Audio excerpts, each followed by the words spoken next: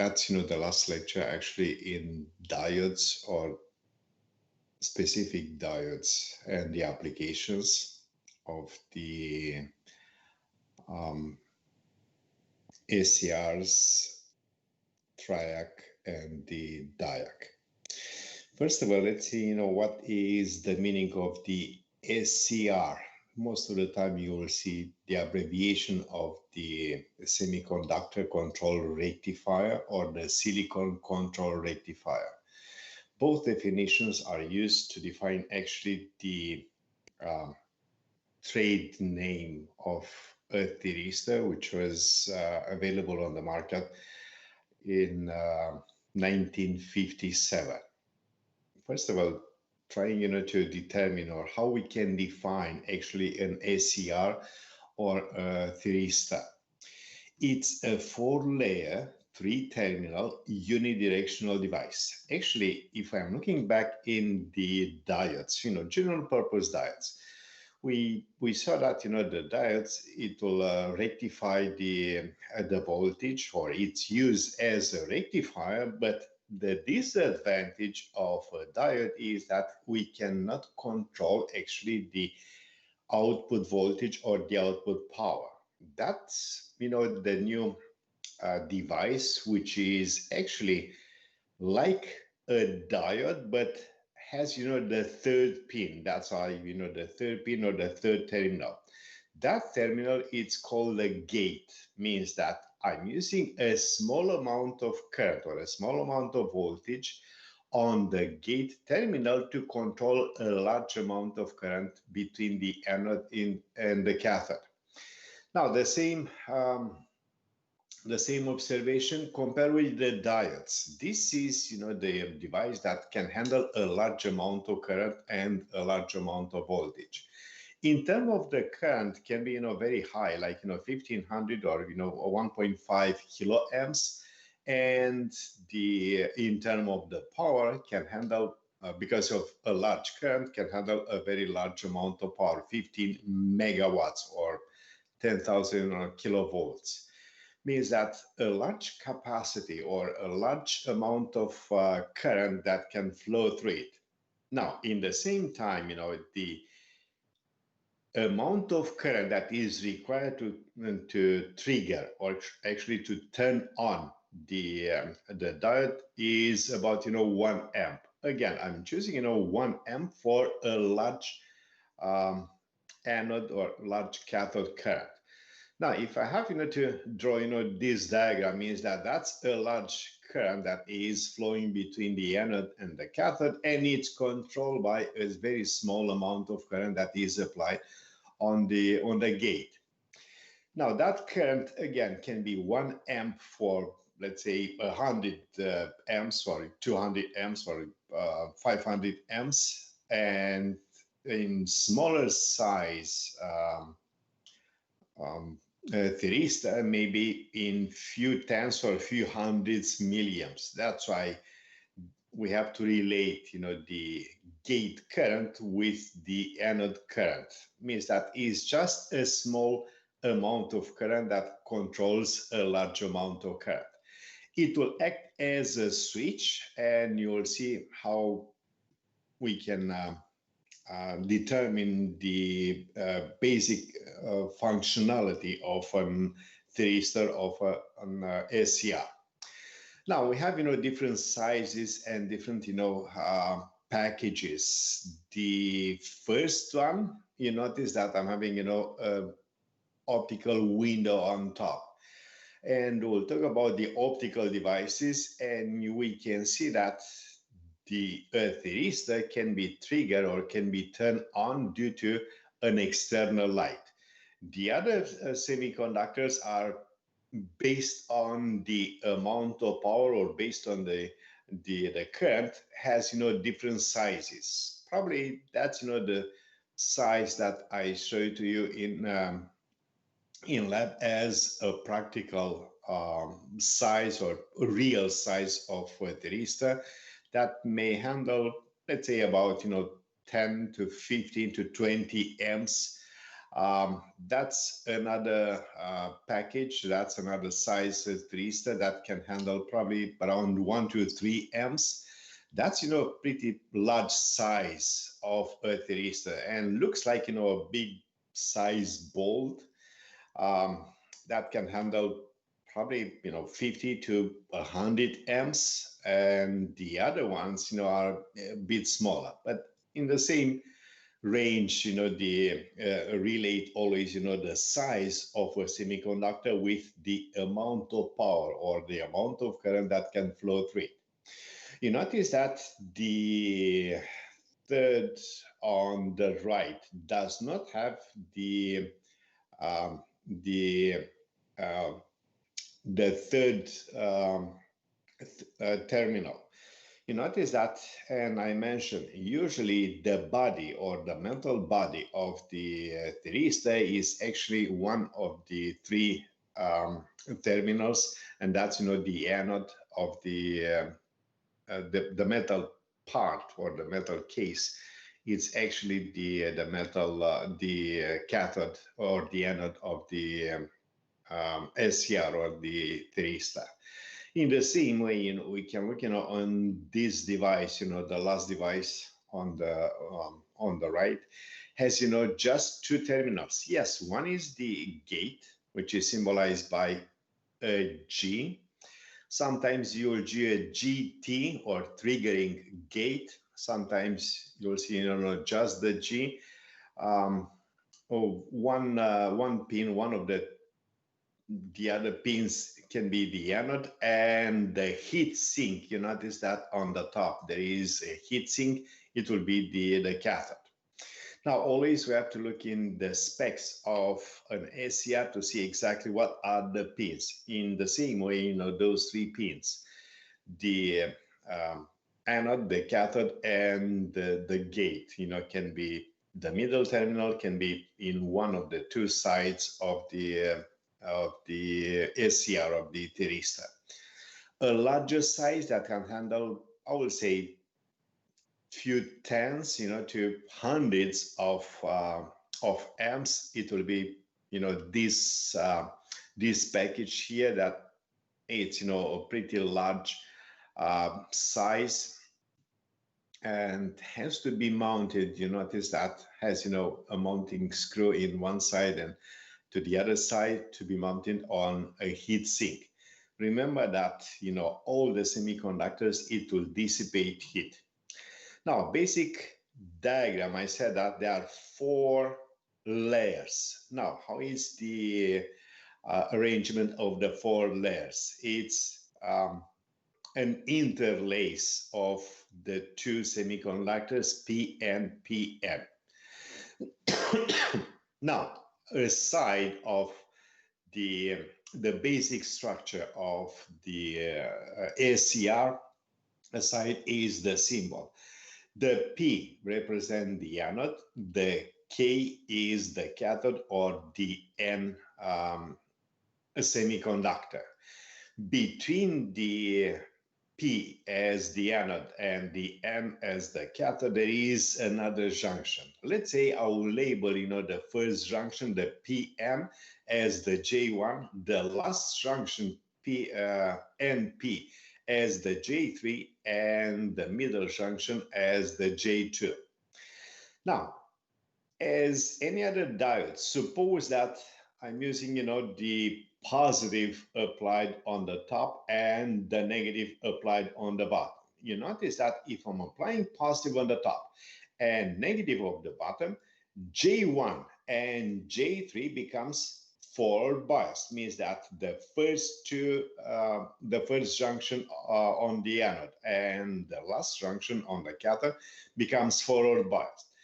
Now, I'm making the assumption that I'm not applying, any voltages or any currents, on the gate, or I'm making the assumption that, the gate is connected to the cathode, means that to the negative potential or to the negative terminal of the voltage source. If the negative is applied on the P semiconductor, the PN or the G2 is in reverse bias. Means that only one of the two of the three junctions is in reverse bias with the usual polarity for a diode. Now the question is how that function. And suppose that I'm increasing the voltage. If the voltage is increased, and remember that if the J2 is in reverse bias, it will create a depletion region which will act as a potential barrier. Means that in order to have the current flowing from the anode to the cathode, the electrons or the majority carriers has to have enough energy to bypass or to go through the a potential barrier which or the depletion region that is created by the G2, which is pretty wide because it's reverse biased. Means that I can turn on, or the current can flow between the anode and the cathode if the voltage reaches a large value or enough potential is applied between the anode and the cathode in order to create a current between the anode and the cathode. Means that the first part, or increasing slowly the voltage, we can have the SCR in forward bias, but blocking. Means that the majority carriers does not have enough energy to bypass or pass through the second junction on the semiconductor. Means that at a certain point, if the voltage is high enough, we may see the current that is increased to a large value.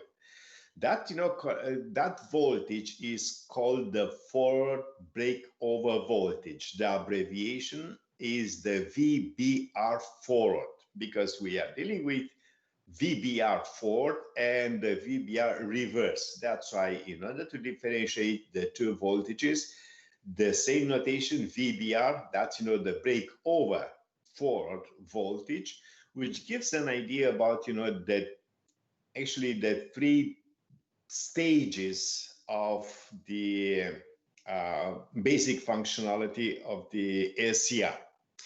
I mentioned that J1, J2 a forward bias, and the third one, or the J2, is in reverse bias.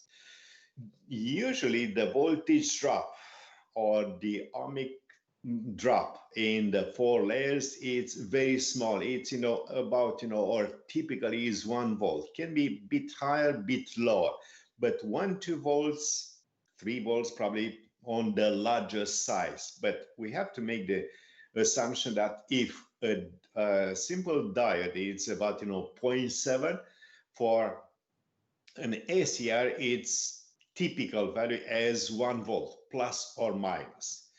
Now, if I'm looking in the diagrams or the IV characteristic, and that's the most important part. And I mentioned that I'm making the assumption that the gate terminal or the gate symbol or the gate current is equal to 0. Means that connecting the gate to the ground. You notice that on the right side, means that on the right side of the graph, I'm having the forward bias. That's the forward bias. Okay. On the left side, I have reverse biased. RB. Increasing the voltage. Suppose that I'm increasing the VM, the forward voltage, means that positive is applied to the anode, negative is applied to the cathode.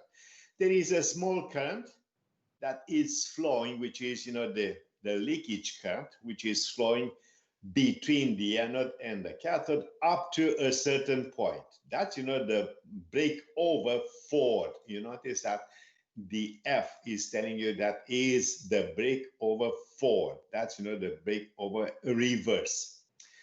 Now we'll talk about, the reverse in a few seconds, but at the beginning, you notice that slowly increasing the voltage until the SCR, the thyristor, is reaching, this value.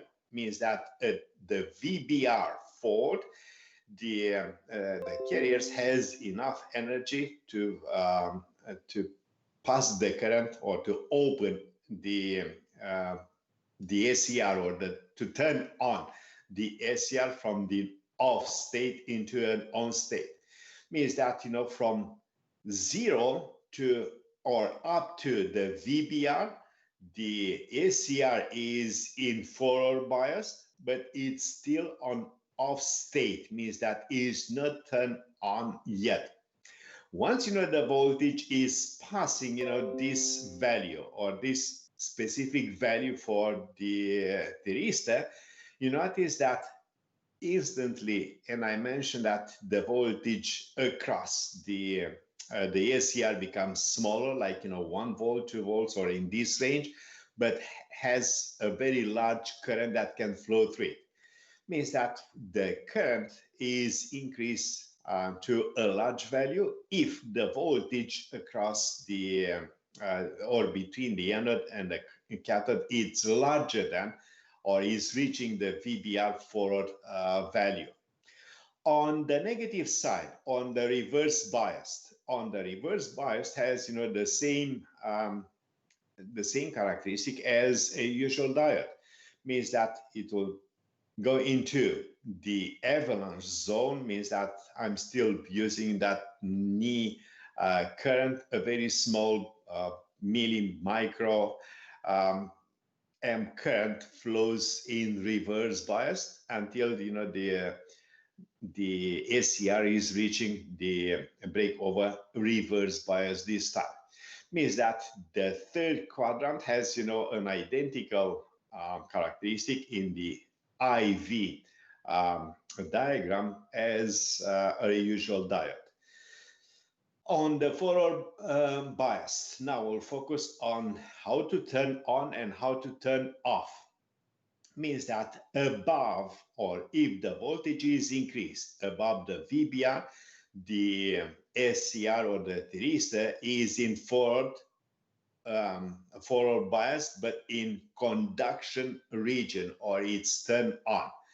Means that I'm having the two stages in forward bias. That's the forward blocking. Means that the voltage is still positive on the anode, negative on the cathode, but the current is not flowing through the SCR. The other portion of the graph, which is above the VBR, you notice that we are still in forward region, or the forward bias, but the SCR is in conduction mode, or it's turned on. Means that in order to switch between the off state into on state, one of the condition is to apply enough voltage between the anode and the cathode. In order to maintain the SCR in on state, is to maintain or keep the holding current, or IH. That holding current, it's the requirement for an SCR, for an thyristor, to be in, or to maintain it in the conduction region, or in on state.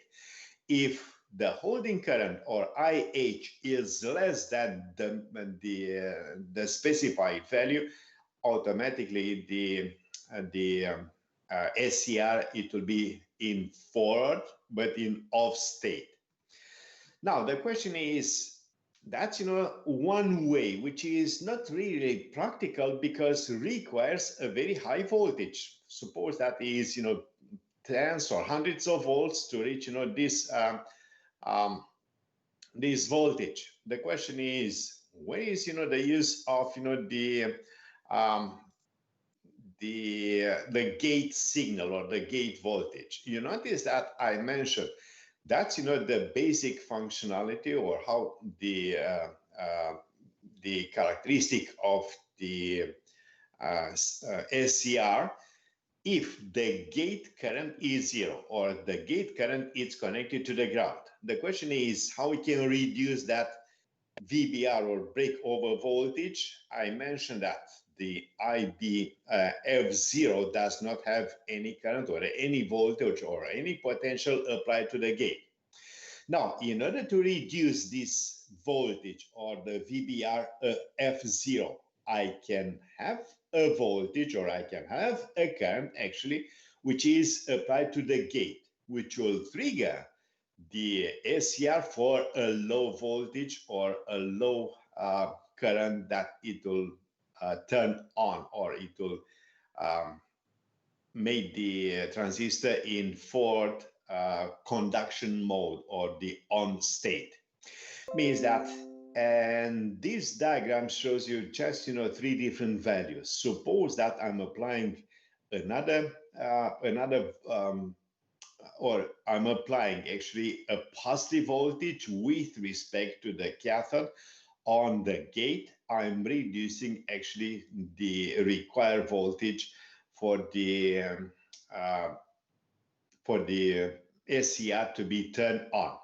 If I'm increasing a bit more the forward voltage or the triggering signal on the gate, you notice that the other voltage or the voltage required to turn on or to trigger the SCR is much lower. Usually this voltage can be reduced to just few volts, like 2, 5 to 3 volts in order to turn on or to have the SCR in full conduction or the on state. Now we have the reverse blocking mode, and I mentioned that there is no difference between the usual diode or the normal diode and the SCR, but it's still a control diode.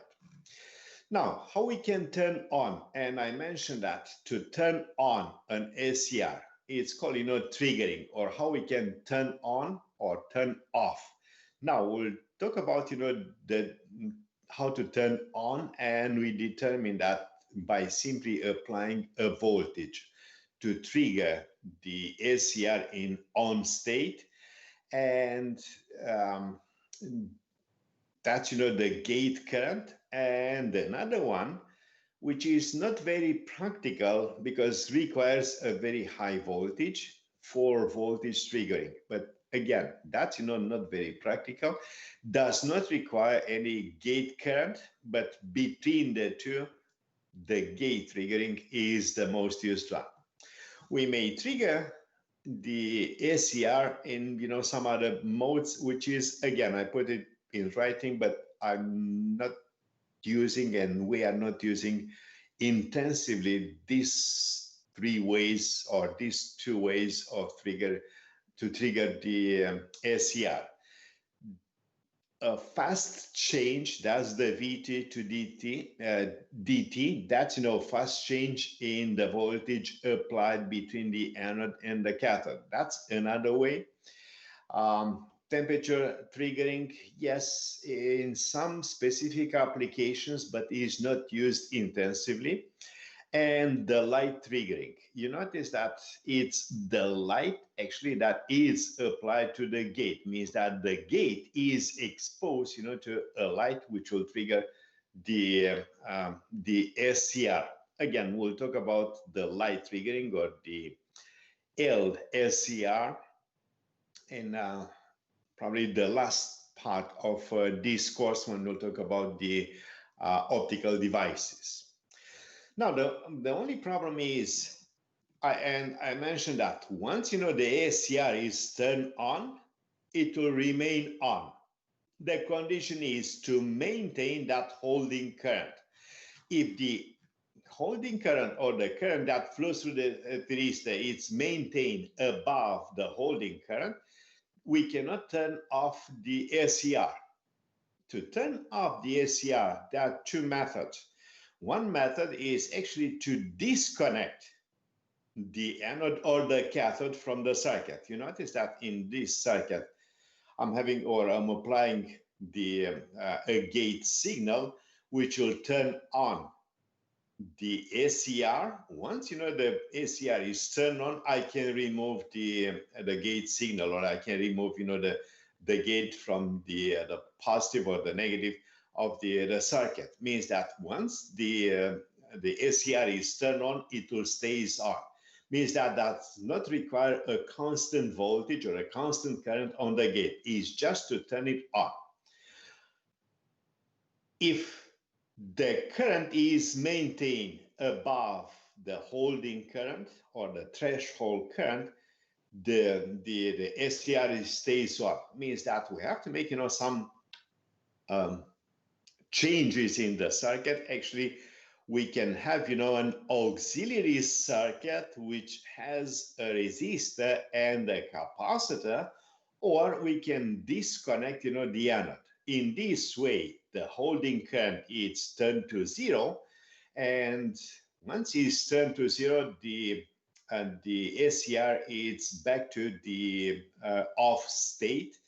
Means that one way is to disconnect the anode or to disconnect the cathode on the other side from the circuit. It is not very practical. And what's the problem with this circuit? A large amount of current, like 5, 10, 20, can flow between the anode and the cathode. Means that disconnecting a large current is not a really practical solution. But remember that I am still in DC voltage, and another circuit that may be used to disconnect or to turn off the SCR is use an auxiliary circuit. You notice that in this circuit, I'm having a capacitor that is charged through a resistor, and if I'm turning off this little switch here, actually the potential between the anode and the cathode becomes zero, and actually I'm discharging the capacitor through the anode, and the resistance RK.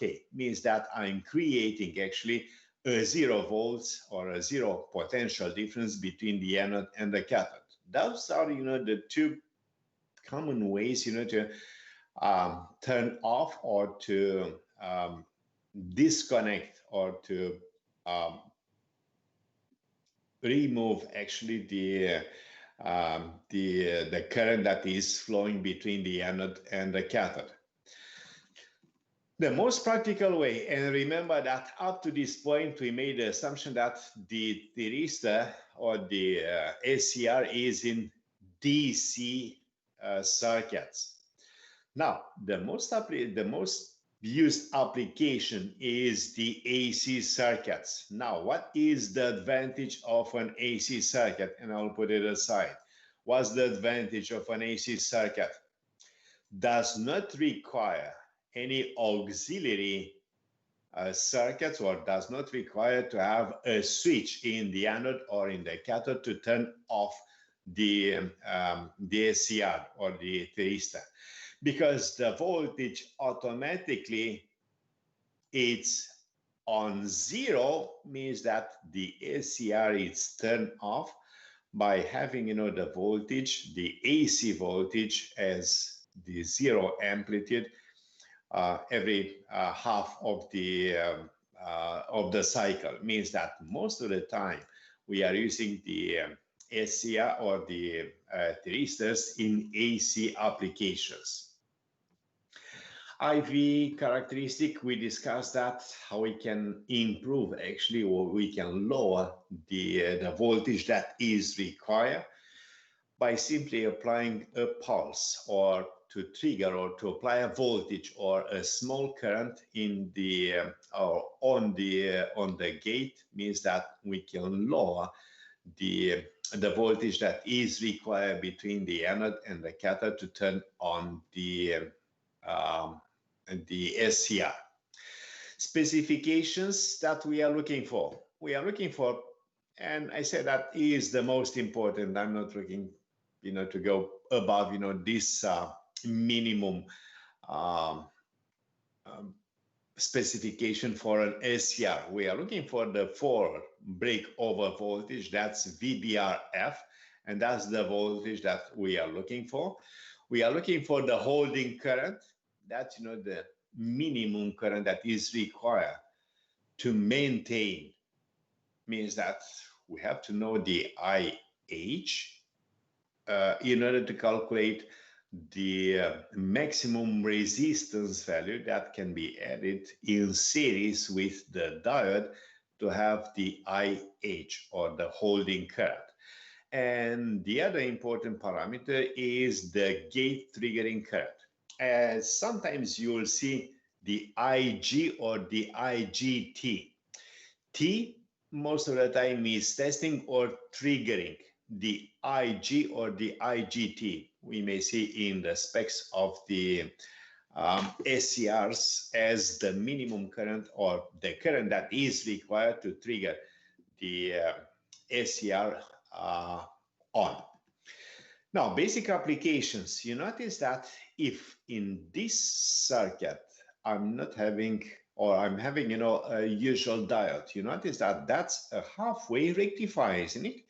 Basically, it's the same function, except that requires a signal or a voltage or a gate current to control the SCR. Means that I can control actually the amount of power or the amount of voltage that is supplied to a load. That's a very simple basic circuit that we discussed in diodes. Halfway rectifier, having just a diode and a load connected to an AC voltage source. If that's the halfway rectifier, on the right side I'm having a bridge rectifier, but this time using an SCR. You notice that D1, D2, D3 are replaced with SCR1, 2, 3, and 4. The only concern in this bridge full wave rectifier using SCR is how we can control those 4 diodes. Remember that we have to turn on the SCR4 and SCR2 simultaneously, and for the second half we have to turn on the SCR1 and the SCR3 in order to have the full bridge rectifier. And remember the disadvantage of halfway and full wave rectifier. Halfway rectifier has a very small amount of voltage, means that the amount of power delivered to the load is much smaller than the amount of power delivered to a load from a bridge rectifier. Now, for the highest efficiency, that's the circuit or the full wave bridge rectifier. It's used if is intended to be used for a higher efficiency. For basic application or low efficiency, we may use just a single SCR connected with the load. In this diagram shows one of the application, basic application. Again, that's the symbol for a motor. Suppose that again it's a DC type motor. That's a DC type motor, which requires a diode that it will convert the DC into the AC into a DC, and that's the function of the diode. In top of that, in order to change the speed, the RPM of the motor, I have to adjust the voltage that is supplied, and that's actually the V out. If you remember, we discussed about and have been an assignment. What is the V out, the average or the DC component of the output of halfway or the full wave bridge rectifier, and that's one of the applications. Now the question is how we can control, and I mentioned that we can trigger the gate to a different level. In terms of the voltage, you notice that that's the R1, R2, R3, and those are a series type circuit. Means that the R1, 2, 3 works as a voltage divider, means that adjusting the position of the mobile wire arm or the wiper, I can actually adjust when to trigger the ACR for a different voltage. Means that for a low voltage or for a high voltage. A high voltage or the a large angle or triggering angle or the firing angle will be when the wiper is connected, on the top terminal of the R2, for a low firing angle when the wiper is closer to the R3. The diode that is connected in series with the cathode, remember that we have to apply a positive voltage or a positive current on the cathode to make the gate and the cathode as a forward bias. That's the purpose of the diode. Remember that we have an AC. I don't want to apply a negative voltage on the cathode because it will still block, or it will still have the ACR in off state. That's why this diode is required and can be replaced with a diode, which we'll discuss a bit later. Now, another application is the crowbar. Now, suppose that I'm having, a DC voltage source, and I want to make, a protection circuit or an extra circuit that it will protect the output. Suppose that the output voltage is required to have, 5 volts. I'll make that, as a usual application, which is 5 volts.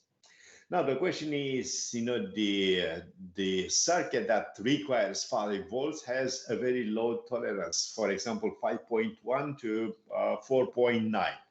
If the voltage goes lower, it's not a big deal. The circuit probably will not function properly if the voltage is lower than 4.9. But if the voltage goes higher or greater than 5 volts, for example, 5.5 volts, may destroy, some other components, some other devices, or some other, sub-circuits that it's connected to this power supply.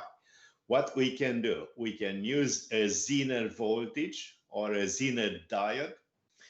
Let's say it's 4.7, and I'm having the R1, R2 as a voltage divider. Means that I can adjust the voltage divider R1, R2 for a specific voltage that is required to trigger the thyristor or the ACR.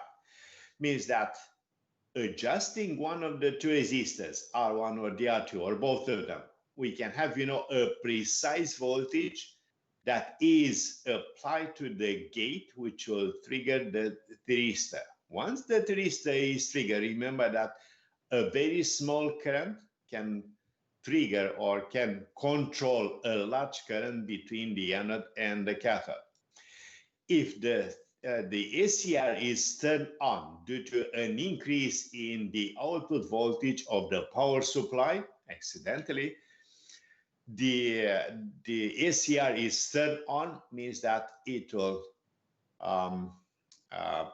trigger, or it will burn actually the fuse, or it will trip the breaker. Sometimes you will see a circuit breaker. Sometimes you will see a fuse. That's why those protective devices, fuse is a bit quicker or faster than the circuit breaker, but some breakers may have pretty fast timing response as the fuse. Between the two, breaker and the fuse has the lowest time to open the circuit if the ACR is turned on. Now, I mentioned one of the other application is the phase control. Now, how we can use that? That's the basic application that has the R1, R2. That's the simplest circuit that has the two resistances, which works as a voltage divider. The potentiometer, or the mobile arm, it's moved from um, one side, I would say, that's the point A, and, the ground side, that's, the point B.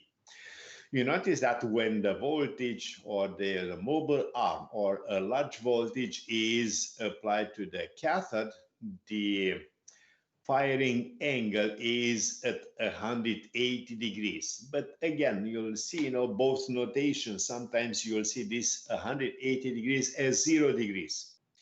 That's why in some diagrams you may see, a 0 degrees, or the triggering angle is at the beginning of the first half of the waveform, or the voltage applied on the input. You notice that the 0 angle on the input corresponds with the 0 angle, or the 0 phase angle on the output. Means that the largest voltage is supplied across the load. Means that the maximum power is dissipated, or it's supplied to the RL. As the mobile wiper is moved, let's say, to this value, or to this physical position, means that I'm increasing actually the triggering point, or the triggering angle. What that means, the voltage that is required by the gate of the SCR, it's still the same, but I will lower the resistance R2. Means that requires a large voltage that has to be applied to the circuit. Means that I'm changing and I'm shifting actually the phase angle, or the triggering angle. As a result, you notice that on the IL, or the voltage or the current that is supplied to the load resistance, it's much lower. Remember that that's the area underneath the curve. Means that the area underneath the curve for a smaller angle or a larger firing angle, it's reduced by simply adjusting the position of the potentiometer of the resistance R2. Suppose that the position of the potentiometer makes, an angle of 90 degrees. Means that I will delay the firing angle, or to trigger the ACR to a voltage that is reaching, the peak, or after 90 degrees. Remember that, the 90 degrees, or, the peak voltage, or the peak value, or the maximum, or the voltage that is applied to the circuit, it will be at the peak, or the maximum, or the instantaneous voltage. Now, at this point, you notice that the voltage that is applied, or the power that is delivered to the load, it's halfway, or it's half of the initial state, or the initial firing angle. Now, in this way, and remember that in this way, we can control actually the amount of power that is delivered to the load. Now, the advantage of using an SCR instead of a diode. If it's just a diode, we cannot control the amount of power, or the amount of voltage that is supplied to the load. Having an SCR, we can control the voltage, we can control the power supplied to a load. Now, an application. Suppose that you are working on your project and you want to control actually the heating element in an oven. How we can do that? That's actually a very simple basic circuit. How we can control the power, or the voltage delivered to a load. Suppose that the RL is a heating element. Means that I can adjust, I can control the current, I can control the voltage by simply using an SCR. I'm just giving some ideas about a possible way to control a heat or a heater or a heating element, or control actually a temperature in a chamber, in a room, or any other um, um, projects that you may work on. Now, a small variation of the ACR. A few years later, they discovered that it is pretty useful to have, the a diac which looks like, a triac, and they took, the basic functionality of the diac of a thyristor, except that they remove actually the gate. Means that the only way to turn on and off a diac is passing the forward or the reverse bias. You notice that I may draw, a line on this way. You notice that I'm having actually like two diodes side by side. Means that I cannot define which of the two terminals is the anode, which of the and the other terminal as the cathode, because I'm having those two diodes in opposite direction. Means that I may label and I may see, the notation for the two terminals as A1, A2, because we cannot define which of the two is the anode, which one is the cathode, because the two diodes are in reverse or the opposite direction. Means that requires, or to turn on, this device or a diac requires that one of the two voltages, one of the two conditions is to have the VBR forward or the VBR reverse. Those two voltages are the same, but one is positive, the other one is negative. Means that the current that can flow in this way or the other way. Means that is bidirectional. Means that the current can flow in both ways, but again, not simultaneously, and depends on the voltage that is applied between the two anodes, because they are using A1, A2. We can change, the A1, A2. Means that those diacs may be used actually to trigger. If I'm looking back in this diagram, I'm just making a suggestion. You may change, or we may change this diode with a triac. Means that we can trigger the gate, and that's another application where we may see a diac. We may trigger the gate once the voltage is passing a certain voltage. That's voltage, the VBR forward or the VBR reverse.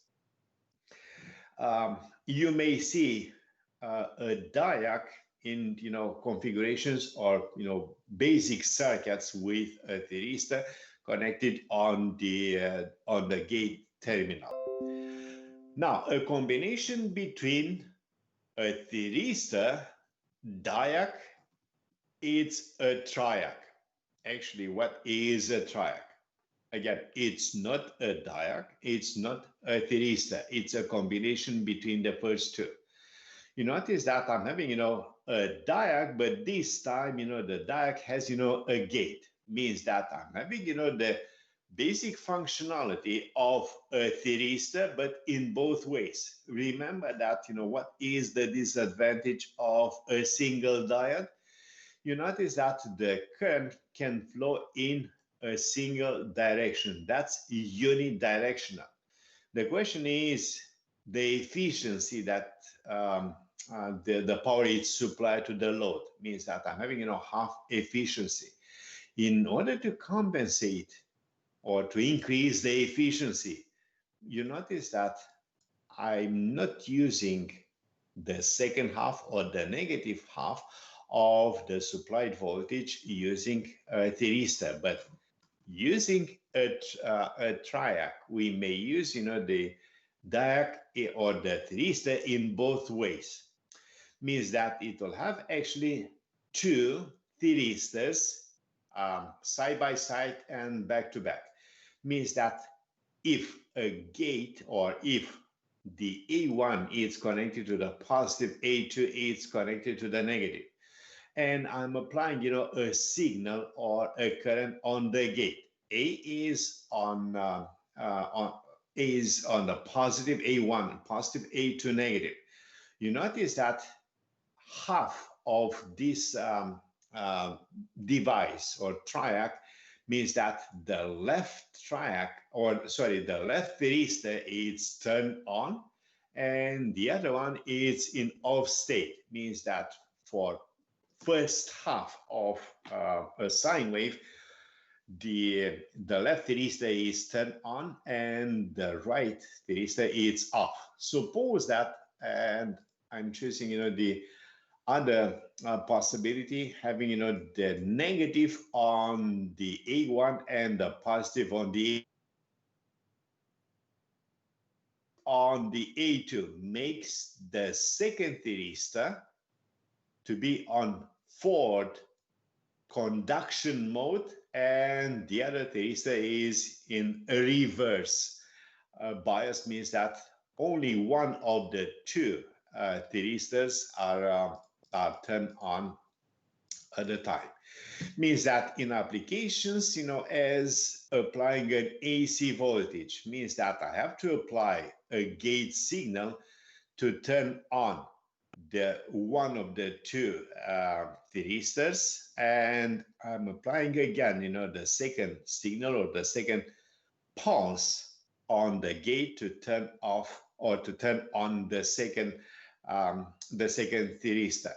Means that for the positive on the top, the left side thyristor, means that I'm covering the positive. I'm controlling the positive voltage that is applied to the load resistance. For the second half, or for the negative on the top and positive on the voltage, again applying a positive gate signal or to trigger the triac, which will turn on the current that flows through the triac when the voltage is negative. And we finished the diodes unit 2 and 3, and next week we are starting with BJTs. To remind you, probably late Sunday or early Monday, I will send you an email with the assignment. For Monday, holiday, have a happy Thanksgiving, to you and your family. And I will see you next week on Tuesday morning, 8:30. Have a nice weekend, guys. Thank you.